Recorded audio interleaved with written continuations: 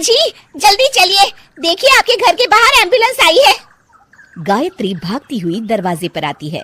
तभी उसकी बहू चांदनी को एम्बुलेंस से बाहर लाया जाता है। हे भगवान, ये मेरी बहू को क्या हो गया? एक्सीडेंट हो गया माँ जी। अरे लेकिन ये कैसा एक्सीडेंट है?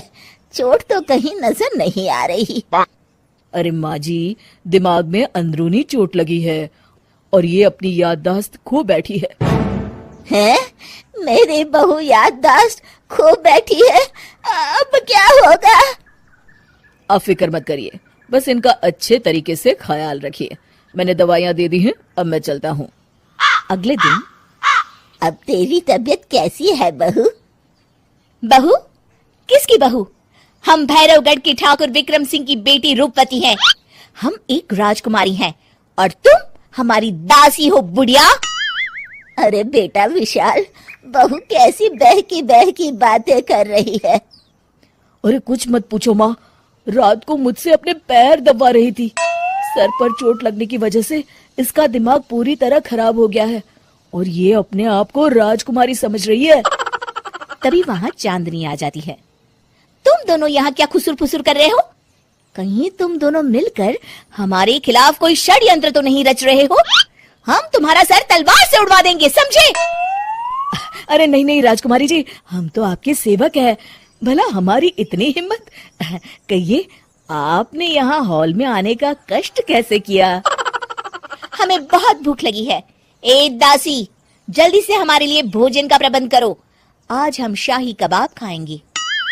विशाल अपनी माँ को चांदनी की बात मानने के लिए इशारा करता है। ठीक है राजकुमारी जी, मैं अभी आपके लिए भोजन लेकर आती हूँ।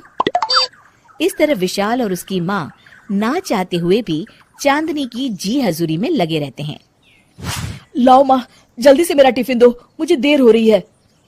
अरे ठहर जा, जरा दम तो लेने दे मुझे। सारे घर का काम मुझे अकेली को करना पड़ता है। तेरी बीवी तो राजकुमारी बनी बैठी है, सारा दिन हुक्म चलाती रहती है। अरे माँ, मेरा भी तो यही हाल है। फिलहाल तुम मेरा टिफिन दे दो, मैं चला। रुको, कहाँ जा रहे हो? अरे मर गया रे, ये कहाँ से आ धमकी?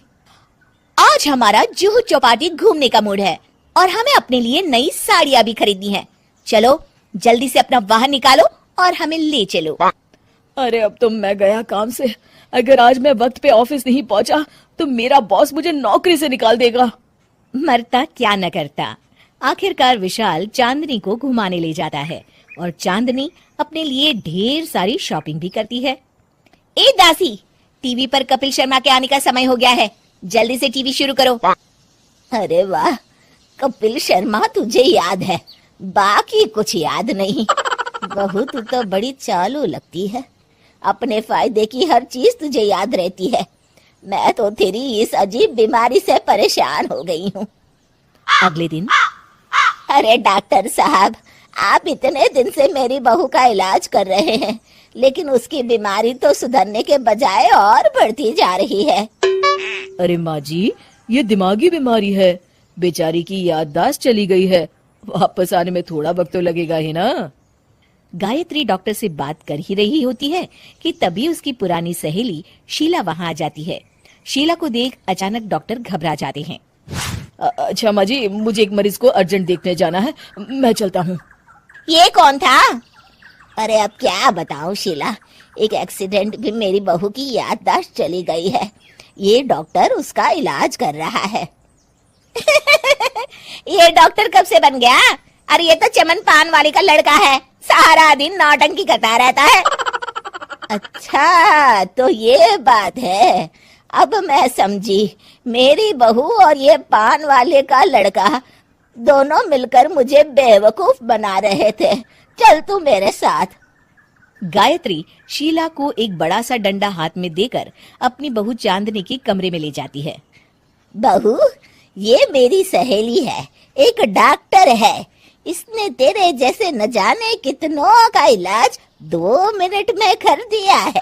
इसका कहना है कि सर पर जहाँ चोट लगी हो, अगर उसी जगह दोबारा किसी बड़े डंडे से जोर से मारा जाए तो मरीज की याददाश्त वापस आ जाती है।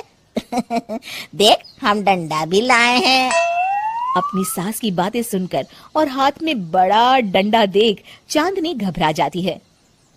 अरे बाप रे, मैं तो फंस गई। इस डंडे की एक बार की वार से ही मैं तो चारों खाने चित हो जाऊंगी। अब क्या करूं, क्या करूं, क्या करूं? लेकिन गायत्री, डंडा सर पर ठीक उसी जगह लगना चाहिए जहाँ चोट लगी है। अरे तू चिंता मत कर, 2-4 बार मारूंगी तो एक बार तो सही जगह लग ही जाएगा ना। चल बहू, तैयार हो जा। अरे नहीं नहीं माँ जी, मुझे मत मारिए। दरअसल घर के काम करने से बचने के लिए मैंने ये सब नाटक किया था। मुझे माफ कर दीजिए, मैं कान पकड़ती हूँ। दोबारा ऐसी गलती कभी नहीं करूंगी।